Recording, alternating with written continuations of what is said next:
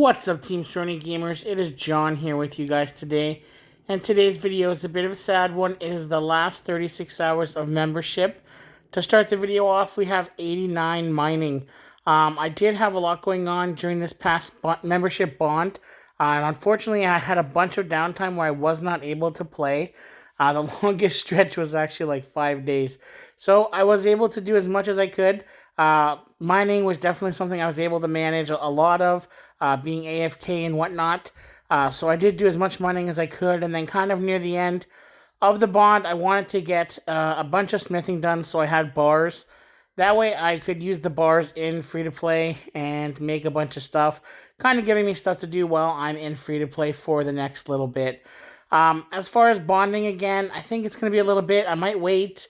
Just trying to get some things settled. I actually started a new job, and so just trying to have the time to play.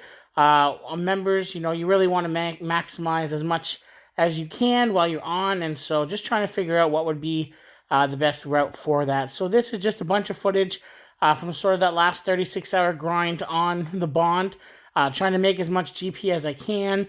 I ended up doing a bunch of random things. I was standing at the GE, just flipping U's, getting U logs, making U bows, and then getting them out. One thing that I did do here, you guys can see, normally I sell off my mithril ore from the Motherlode mine, but I decided this time I was going to make it into bars. Making mithril plate bodies is pretty good experience, and then you can elk them. I've got a huge pile of like over 2,000 things that I need to elk, but that's something you can do in free-to-play. High elk is good in free-to-play. You can high elk members items, free-to-play members, items. So I think I'm just going to do that. And so basically I decided to do all these mithril bars, and it was so fast. At the Motherlode mine, I got a bunch of different resources. And as you can see here at the blast furnace, it is half the coal. So going through these mithril was really quick. I had a few iron, so I made some steel bars. And then the big one here, you'll notice, is I did do all of my runite and as much adamantite as I could before sort of hitting the end of my timer. I did get through the rune and ended up deciding to grab some more, just because doing the rune swords is pretty AFK. It takes a while to get through 27 swords, the short swords, and it uses one rune bar. With using my own coal that I've mined, it's still profitable to make them and elk them. So I don't worry too much about that aspect of it.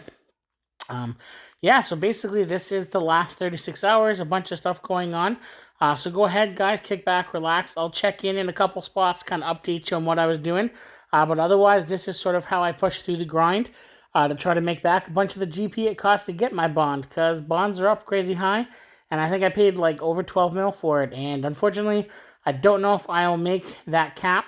But I definitely made a whole bunch of it. We'll sort of take a look and see how well we did. So let's go ahead and keep going with it.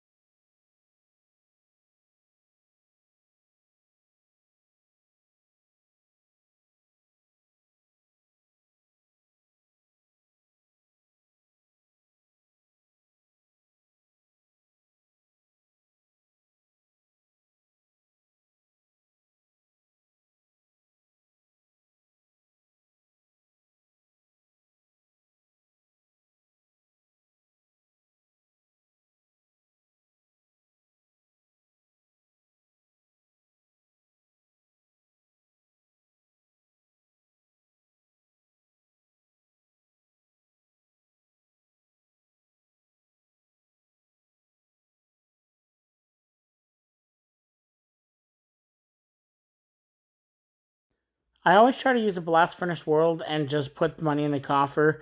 Some people use stamina potions, energy potions. Sometimes they have like a rhyme or reason behind what they're doing. Basically, I throw coal in the coal bag, and then I either take a load of coal or of the ores. And then if I've got bars coming back, I bring them back with me. I don't worry too much about being super duper crazy hardcore on top of it. It's still super profitable just because of the fact that you can use half of the required coal. So it definitely gives you a huge boost with that. So I don't really have too much of a rhyme or reason, but I kind of just go with the flow and sort of see what we can get done.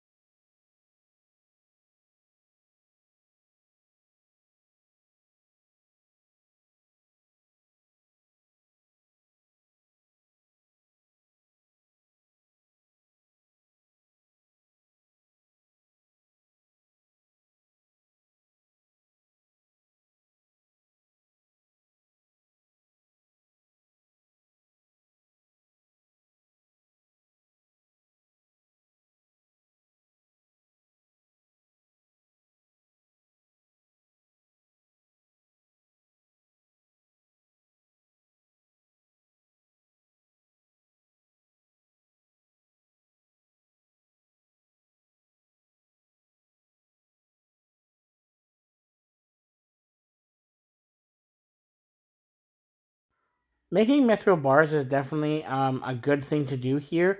Mithril ore is so cheap. I don't know why it's so crazy dirt cheap.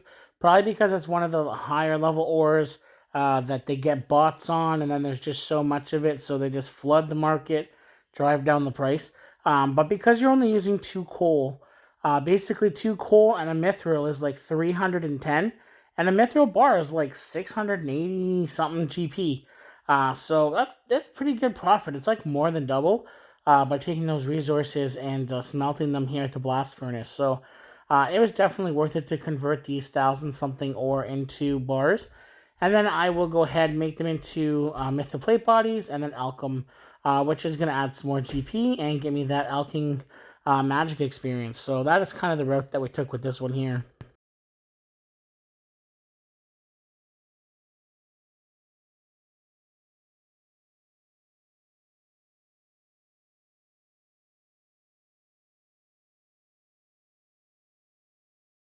With these higher level ores, you're definitely more profitable because Adamantite takes 6 coal or 3 if you're doing it at the blast furnace, and then Rune takes 8 coal or 4 if you're doing it at the blast furnace. So just having that aspect added into it definitely helps you to make your profit margins just that much better. Or it makes it that if you are going to be doing those bars, you can be smithing stuff that's maybe not as profitable or as valuable with the elk, but because you're saving so much or creating so much value by doing it at the blast furnace, it makes it work out in the long run for you.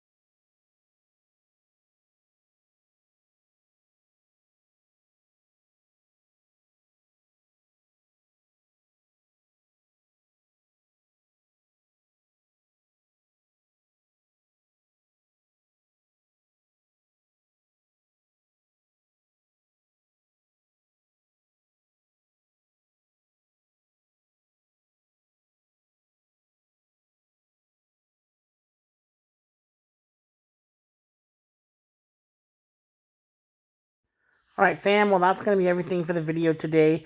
Basically, this was the last 36 hours of members for me, putting in as much work as I could at Motherload Mine for the last 2 weeks, and then getting everything and trying to smith as much as I could of it at Blast Furnace. As always, thank you so much for checking out the video. Make sure you comment, share, like, subscribe, and I'll catch you all in the next video.